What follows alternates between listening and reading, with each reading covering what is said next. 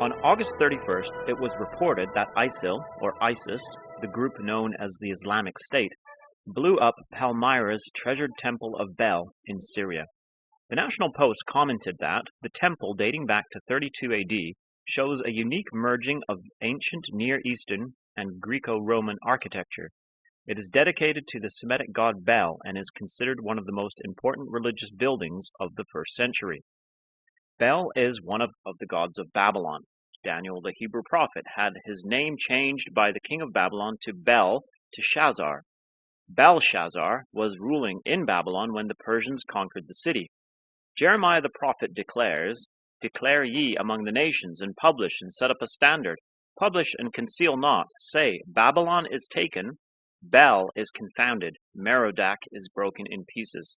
Her idols are confounded, her images are broken in pieces." This is what ISIL has done, confounded Bel and broken his temple in pieces. Babylon was destroyed long ago, yet there is a way in which the spirit of Babylon lives on. The temple was built in 32 AD, when the Roman Empire was ruling, yet the architecture is Greco-Roman. This is because before the Romans came, Syria was the heartland of the Greek Seleucid kingdom, one of the four fragments of the massive Greek Empire forged by Alexander the Great. This also demonstrates that the gods of Babylon lived on in the Roman Empire. So not only did the Roman Empire assume Greek culture, it also absorbed Babylonian. This is in sync with how the book of the prophet Daniel describes the kingdom of men. When the Persians conquered Babylon, Daniel 5 verse 31 states, "And Darius the Median took the kingdom, being about 62 years old." Darius took the kingdom. So Darius took the Babylonian kingdom, which was the kingdom of men. In the prophecy of Daniel chapter 8, the kingdom of men is depicted as a ram and a he-goat. The interpretation of the prophecy is given starting in verse 20.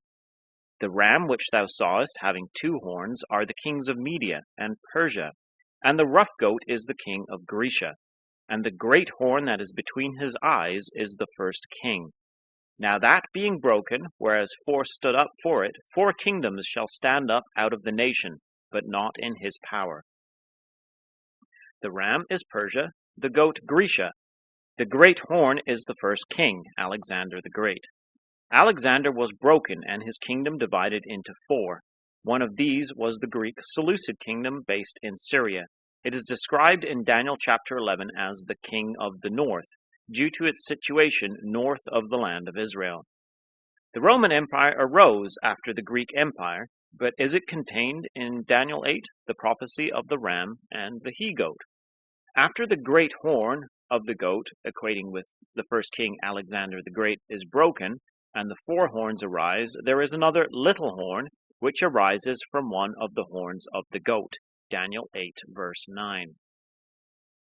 "And out of one of them came a little horn, which waxed exceeding great, toward the south, and toward the east, and toward the pleasant land. This little horn," we go on to read, "breaks down the sanctuary, and causes the daily sacrifice in the temple to cease.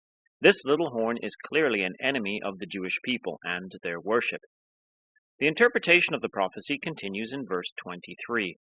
"And in the latter time of their kingdom, when the transgressors are come to the full, a king of fierce countenance and understanding dark sentences shall stand up.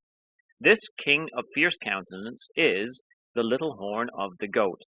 Is this king referring to Antiochus Epiphanes, the Grecian king of the north, who caused temple worship at the time of the Maccabees to cease, or something else? In the detailed prophetical description of this time in Daniel 11, Antiochus is definitely referred to in verse 31.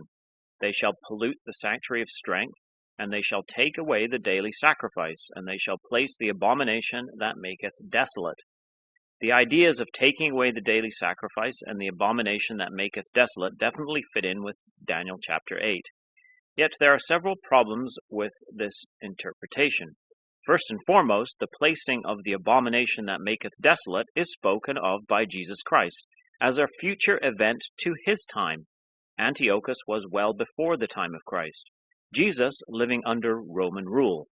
Jesus places this event after the destruction of the temple by the Romans, and therefore also after the taking away of the daily sacrifice in the Olivet prophecy, Matthew 23, verse 15, where Jesus answers his disciples' question as to when the temple would be destroyed and the stones thrown down, Matthew 23, verses 2 and 3.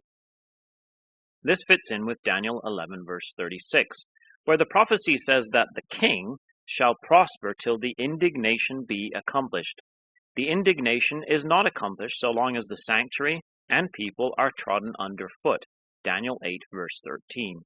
We now live in the time of the end, in the last end of the indignation. Daniel 8, verses 17, 19, and 11, verse 40. This means that the king of fierce countenance is in existence today as an enemy of the sanctuary and the Jewish people.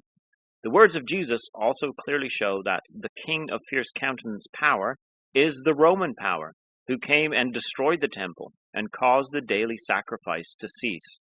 The Roman power is in existence today, as has been discussed many times on the Bible in the news. In the West, there is the European Union and the Roman Catholic Church. In the East, the Russian power, which is called the Third Rome, because it inherited the seat of power when the Eastern Roman Empire or Greek Byzantine Empire came to an end. Here then are two Roman legs of iron as depicted in the image vision in Daniel chapter 2. This Roman desolating power is described in Deuteronomy chapter 28, centuries before it came into being. The Lord shall bring a nation against thee from far, from the end of the earth, as swift as the eagle flieth, a nation whose tongue thou shalt not understand, a nation of fierce countenance, which shall not regard the person of the old, nor show favor to the young. The phrase fierce countenance is the same in the Hebrew in both places, Daniel 8, verse 23, and Deuteronomy chapter 28, verse 50. We have seen then that the little horn of the goat arose from the Grecian Seleucid Empire in the north, based in Syria. This is interpreted for us in Daniel 8 as being the king of fierce countenance, which Jesus shows is the Roman power who came and destroyed the temple and caused the daily sacrifice to cease. The little horn of the goat is Greco-Roman power, with roots in Babylonian culture, just like the Temple of Bel in Syria that ISIS has just destroyed. This power is to prosper till the indignation be accomplished. As Syria is the original heartland of the Greco-Roman little horn power on the Grecian goat, events in Syria today are of great interest to students of Bible prophecy. In Syria today, we see a total breakdown of order and into complete anarchy. None of the warring groups have the power to establish law and order in the country, while the ferocious fanaticism on all sides does not lead to nation building. Syria has been a traditional ally of Russia for decades, and has a naval facility and base at Tartus in Syria. How far Russia would go to keep this port and its influence in Syria, time will tell. At the end of June, the National Post reported that Putin calls on Middle East nations to unite behind Assad to fight against evil in Syria. Interestingly, this week on August 31st, the Israel news site Ynet reported under the headline, Russian Jets in Syrian Skies, that Russia has begun its military intervention in Syria, deploying an aerial contingent to a permanent Syrian base in order to launch attacks against ISIS and Islamic rebels. U.S. stays silent. Russian fighter pilots are expected to begin arriving in Syria in the coming days, and will fly their Russian Air Force fighter jets and attack helicopters against ISIS and rebel-aligned targets within the failing state. According to Western diplomats, a Russian expeditionary force has already arrived in Syria and set up camp in an Assad-controlled airbase. The base is said to be in the area surrounding Damascus and will serve for all intents and purposes as a Russian forward operating base. In the coming weeks, thousands of Russian military personnel are set to touch down in Syria, including advisors, instructors, logistics personnel, technical personnel, members of the Aerial Protection Division, and the pilots who will operate the aircraft. Apparently, Russia does not want to give up its naval base in Syria, A bold move into Syria by the Russians to fight ISIS will be greeted with silence by the West, who can hardly object when they too are taking potshots at ISIS from the air. More importantly, a bold move into Syria by the Russians would place Russia firmly upon the heartland of the little horn of the Grecian goat.